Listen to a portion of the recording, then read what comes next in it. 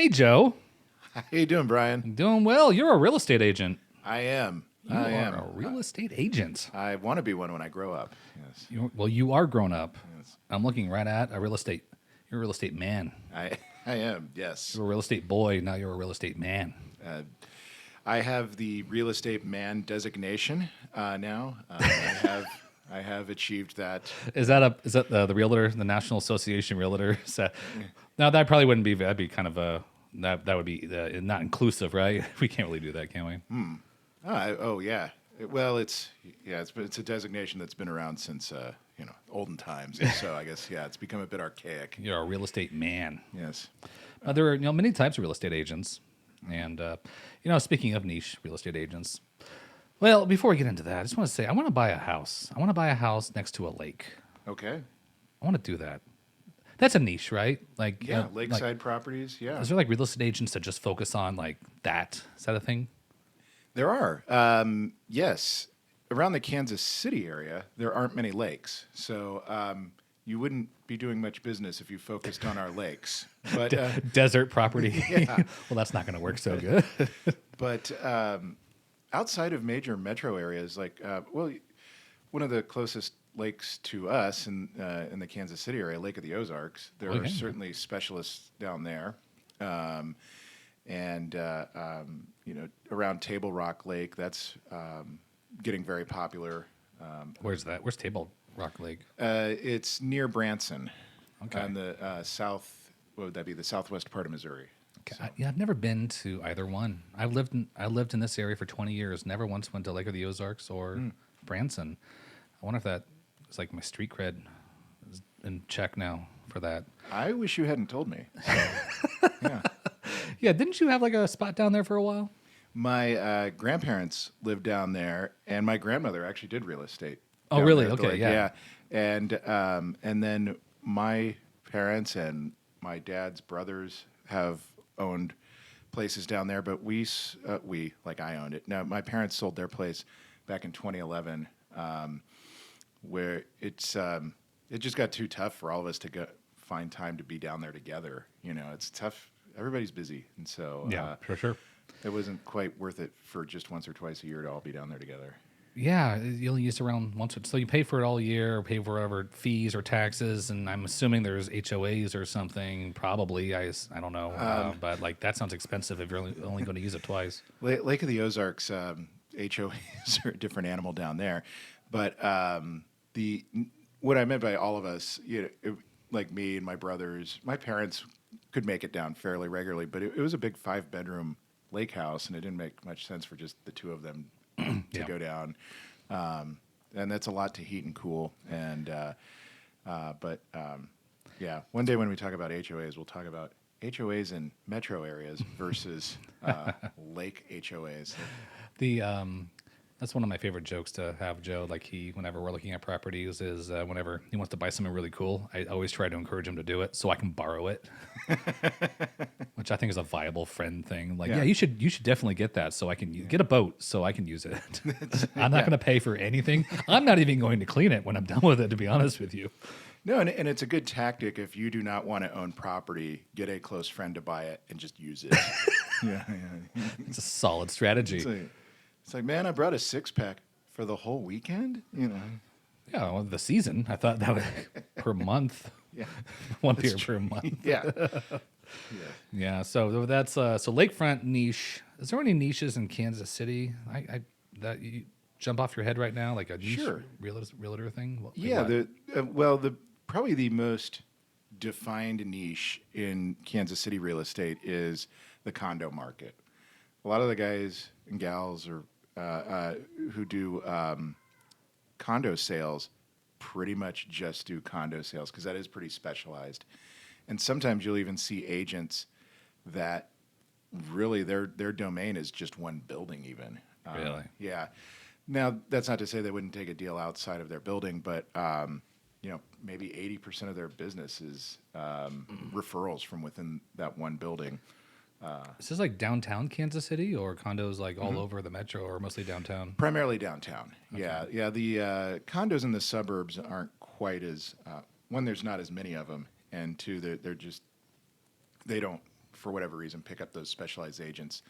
In fact, there's a couple of agencies around downtown that almost exclusively do condos. And I've done condo deals. And yeah, there's just all sorts of different types of paperwork. Your lender is going to have certain requirements on the condo. Like here's one you'll want to check out before you get too far into a purchase of a condo and find out if it is, the term is warrantable.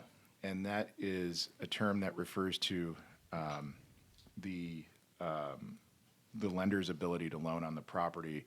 And there's a lot of factors in it, but the main one is like a lender will want to see a certain percentage, and I think it varies a little bit from lender to lender, but they'll want to see a certain percentage of the building occupied by owner occupants as opposed to investors. Okay, yeah, that makes sense. That sounds like a easier risk to handle of the people who live there.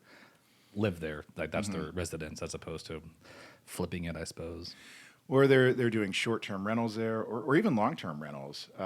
Short-term rentals have become a lot more popular lately, but when the condo boom, I don't know if you call it a boom, but about 15 years ago. Yeah, the condo boom of 2006. That's right. That's right.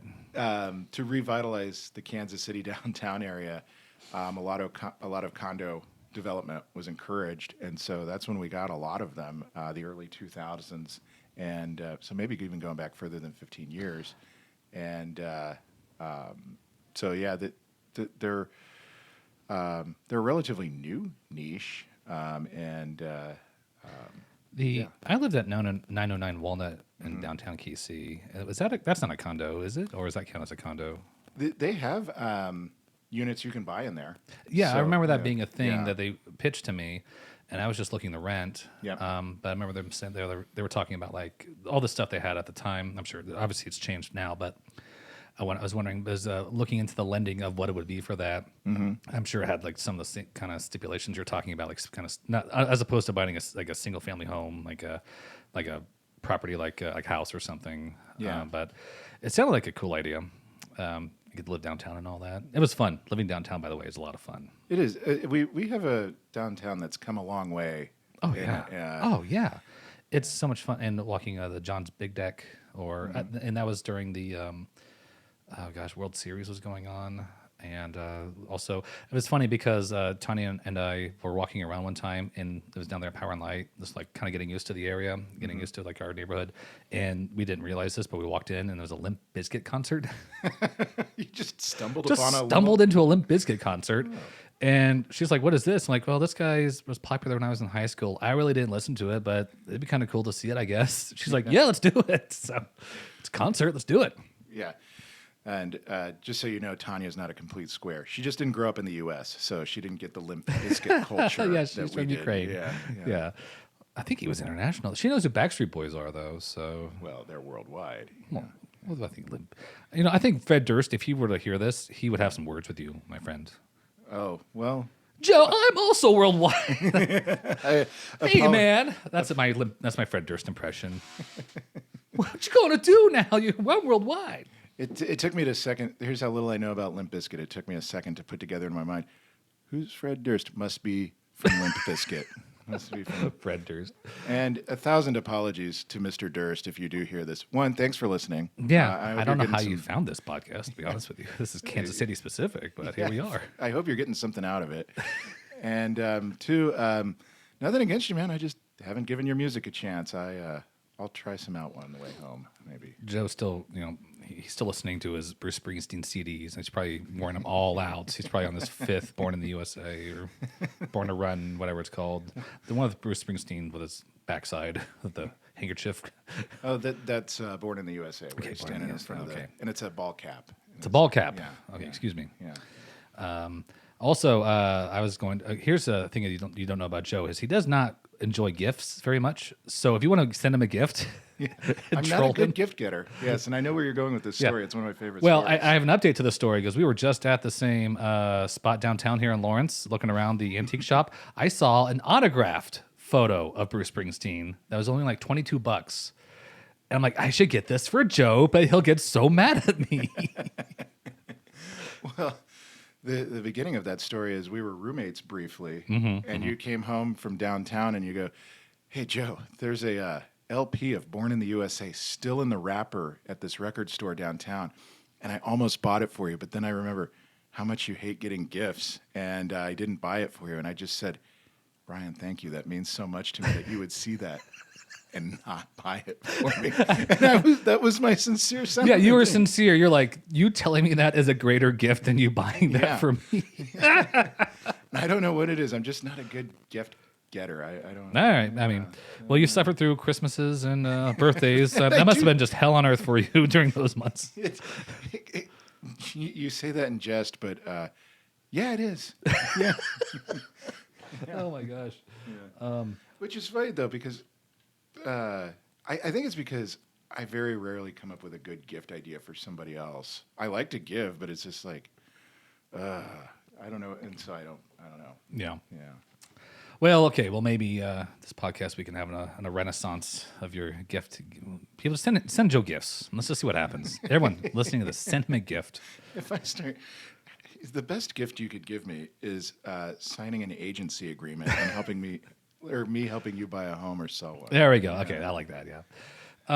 Yeah. So niche condo niche. Yeah. I'm just curious. I was looking up different types of niches today, and I saw there was waterfront niches.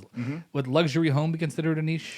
Yeah, that would be the next one I would have said. That would be a sweet niche. It is. Some people call that the luxury home market. The estate home market. It can be a lot of different things, but basically, it's $1 million+ homes in this market anyway. And by this market, I mean the KC market, because a $1 million home is still, even in this general economic real estate market, is considered a high-end home in the KC metro. I know some places in California, $1 million is. First time home buyer. Yeah. And, Oh my gosh. You have 9 roommates. Oh my gosh. Yeah. Like whenever I did mortgage marketing for a while, and I remember looking at like people signing like $1 million loans in Palo Alto, and like so it's like a 1-bed studio apartment or something like that, or 1 bath. And it's like, yeah, basically it's like 800 square feet. I'm like, good God, that's insane. It's been a few years, so the numbers would be different again. Would need a different reset. But I think it was about 4 years ago, I sold a 5-bedroom, 2-story house, 3-car garage, about 2,700 square feet, to these people who had lived in the area before, and they were moving here, I think, from Santa Barbara. And they go, "Yeah, we sold our house in Santa Barbara. It was 3-bedroom, 2-bath, I think a 1-car garage, and one story, like 1,800 to 2,000 square feet." And they're like, "Yeah, we sold that, and we have money in our pocket even after we bought this house." Wow. So, How about that? Yeah. It's like those people who flip homes on television. Yeah. Speaking of, Joe, by the way, does a great Scott Yancey impression from Flipping Vegas. Amy spent so much at Walker Zanger. Can you do Scott Yancey ordering a number 1 or ordering something from McDonald's? I'd like a number 1, the Big Mac meal. And I want it with a Coke. And I want it with, halfway full of ice. You guys screw up the ice every time, and it ruins my day. That's very good. Oh my God, that never gets. I never get tired of hearing that. And but basically like that. It's that Scott. Basically every episode's the same too when you think about it, right? It's like Yes. it's very formulaic, which is good. Don't get me wrong. Formulas are good. I mean that's why it's entertaining. We know what we're getting into. But yeah, it's just like I guess he's an entertaining character because he's just so. I don't know. He's so bombastic. Is that the word? I guess a bit bombastic, but I saw some of those episodes come up on my on-screen guide, and I looked at the original air date. I think they came out 10 years ago. I hope we're not talking about something that's passé, and people are like, "Who's this screechy guy? He's doing impressions." Oh, you can find. No, I still have cable. Okay. I think I've seen it. It's on the. It's still on there. One of the cable channels, but I remember seeing there. I don't really watch it, but yeah, Flipping Las Vegas. Check it out. You'll see what we're talking about here. Yeah. Next question I want to ask you. Actually, this is from Twitter. So I follow Realtor.com on Twitter, and I really enjoyed this question. They asked, if you had $10,000 to improve your home, what would you spend it on? And I actually answered. And tell me what you think about this response. I said, I would turn my 4-car garage into a 3-car garage by building a new room. I would get HVAC out there and get some nice flooring. There's a window, so it should score as an official room. It should add around 500 square foot of living space at $110 a square foot, which I think is kind of lowball. That could be 55 grand in home value. What do you think of that? I think that's a good answer, and it speaks to how not it sounds like I'm dodging the question, but it's going to be specific to each house. Sure. Yeah. I guess Yeah. the 10,000 foot view is adding more living space that Yeah. is scoring as living Yeah. space. I'm not saying the 500 square foot that puts a price tag on this house that I don't know if it's consistent with the other houses, so it might not be exactly that, but it should add value. I would be surprised if it didn't. I would say it like that. Obviously, there's no guarantees, but it seemed like adding living space always seems like a kind of maybe a first thing. I always think about what adding living space as kind of the first approach if I were to build on the house. But other people look at kitchens, remodeling that, and everything. I was like, if there's ways to add on more living space, though, that really sings to me. I don't know. Tell me I'm crazy. That is one way to go. Though I am seeing 4-car garages being wildly popular too. Okay, So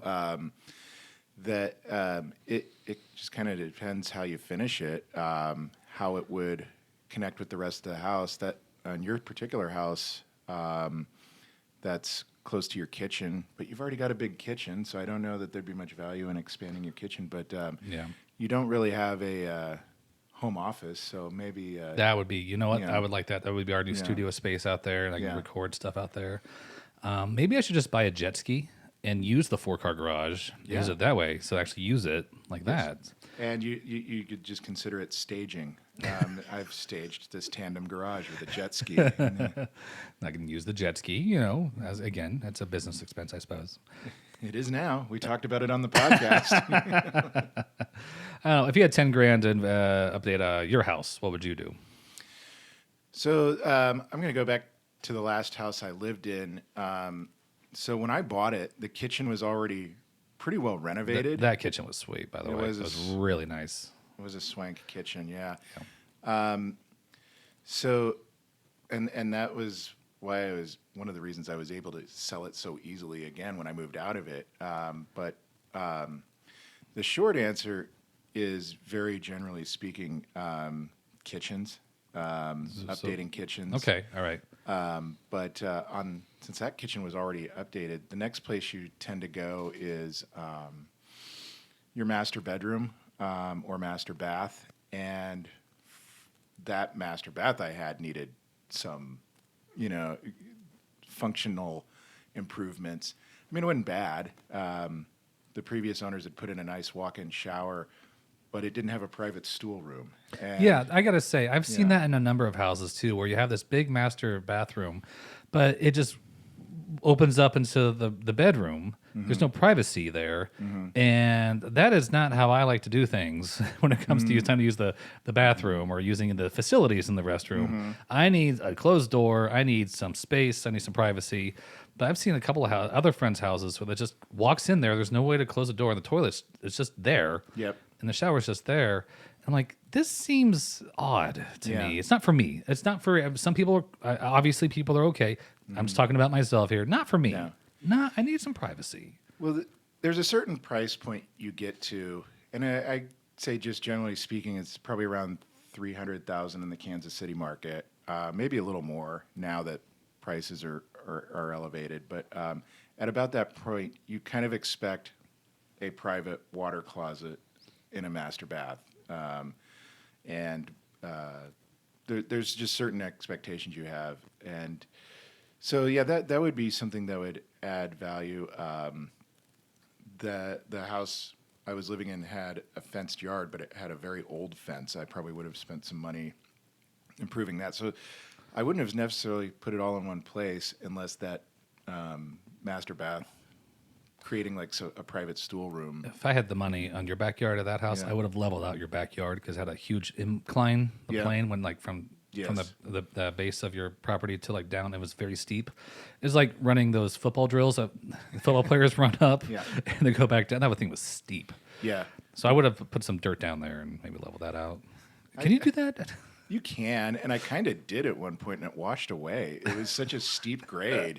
I got a real gully washer of a thunderstorm, and my handyman had put like a plant bed down there, and like a week later he comes back and he's like, "Oh, that thunderstorm really took that out." And I'm like, "Yeah, I don't think there's much point in putting anything there anymore."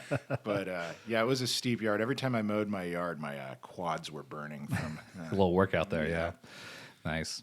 Okay, so we go to kitchens and we go. I'm living space. You say kitchens, and master bed, bathroom, and then I guess if you have an unfinished basement, let's say you have an unfinished basement. I mean, $10,000 probably isn't going to do a whole lot. You probably need more than No. 10 grand for that, I would imagine. No, because you're generally speaking in new homes construction, when they're doing it at the time the home is being built, a lot of builders are charging in around the $40 a square foot range. Okay, yeah.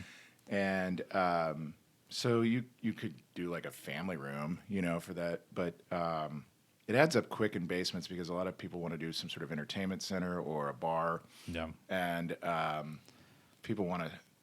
You're usually looking at starting at about 40 grand for a lower level. Yeah, that's the number I put in my head too. If you want to like kind of your lower level, between 30 and 50, somewhere in there. Depends on. I guess you can spend as much as you want to spend, Yeah. obviously. But the base, like kind of entry level, at least for getting it to where it gets scored as a livable area that's consistent with the main area. Yeah. So that's a good spot to put money. But one thing to keep in mind is, yes, you are adding value to your home, but it's not always dollar for dollar, you know? Yeah. But generally speaking, this articles I've seen, the studies I've done, the closest you get for dollar, value improvements, like if you put 10,000 in, you'd get 10,000 back out, is kitchen. Okay. All things being equal, like you could have said that to somebody in 2008 who just finished their house, and the Yeah. next day all the banks go collapse, and all of a sudden, all market systems being predictable. But Yeah. keep that in mind because who can predict these things anymore? But yeah, that's a good train of thought to have. A couple of quick things before we move off this topic, but something I've seen, just generally speaking, appealing to buyers is if you're looking to sell your home, buyers do notice if there's a new heating and air system. Okay. Buyers do notice if there's new windows, and Okay. buyers do notice the condition of the roof. For 10 grand, you can probably replace an HVAC system or most of your windows in your house. A roof is probably going to be a bit more, but Yeah. those will help you sell a house. Okay, all right. And these are all things that your real estate agent can, Yeah. as a realtor, as you are, and this is all things that if Joe would love to be your realtor, but if you have your own real estate agent you work with, of course, this is things that they can work with. This, I guess, also like contractors and consultants also know this kind of thing. I guess they all know this. They kind do, of thing. they do, yeah, because they get a good sense of what's popular and things like that. Yes, speaking with a contractor can be a good resource on this too. Yeah. All right, I want to move on to now. Let's talk about real estate agent stuff, real estate agent life. I want to talk about Leawood versus Prairie Village. So, I want to talk about being a real estate agent in Leawood. So, I mean, is there like versus Prairie Village, Kansas? Is there like a mental? I feel like there would be a lot of overlap there. I can't imagine there'd be a Yeah. whole lot of difference. But is there any differences that you can point to or think of if you're approaching both areas? No, actually, they're very similar, and a lot of people who are shopping in one area will look in the other. The biggest difference is if you were to average the square footage across both cities, you'd probably get a little bit higher square footage on Leawood homes. They tend to trend a little bit bigger, but they're roughly the same age, especially where the two communities kind of meet, which would be kind of the north side of Leawood, north of 103rd, maybe even 95th Street, around 95th Street. You go further south, there are some Leawood addresses where there's newer homes.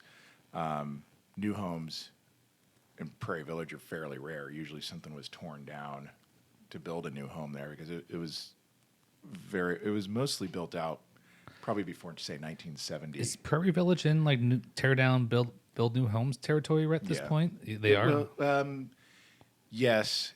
I would say it was probably a bigger trend a few years ago. I got to take it down in downtown Lawrence. There was like in the where like the streets to the east of Mass, that area. I've seen some tear downs and rebuilds, and they're really fancy looking homes. Yeah. Next to like homes that are obviously older, built in the 1800s, and I was like, oh my gosh, I think we're in tear down rebuild territory now with what's going on here in Lawrence. Which means, I guess that means like the current houses, that means like the property values are really good. It's worth it to buy the property, and there's enough money to like tear it down and rebuild it Yeah. and still come out. I don't know. I would assume even, if not a little bit ahead. Yeah. I don't know. I guess it's a lifestyle choice. Yeah, and that's just because the ground is so scarce, and they've gotten to be very desirable areas. Both of them are almost exclusively residential parts of the city. There's some retail in both, but very little in the way of corporate space. There is some, but very little. And Leawood maybe a little more so than Prairie Village. A lot of parks, a lot of parkland and trails, especially and say about the 119th Street and south parts of Leawood. Though the trails do go north of there a bit, I don't want somebody to listen to this and be like, I walked in Leawood north of 119th 2 weeks ago. This guy doesn't know what he's talking about. All right. If you're going to be a pedantic listener, come on, give us a little bit of leverage. But, here. Of course, we do enjoy comments, I Yeah. guess, correcting. You Yeah. have to do it in a fun way. Yeah. You can't be like, how dare you? Any errors I have made in this podcast are intentional, and if you spot 5 of them, I will buy you a spatula. That's it. Can we get like one of those Subway cards or whatever? Get a free sub if you find 5 things. Yeah. I'll get you a sandwich if you find 10 errors. Yeah. Ooh, a sandwich. Yes.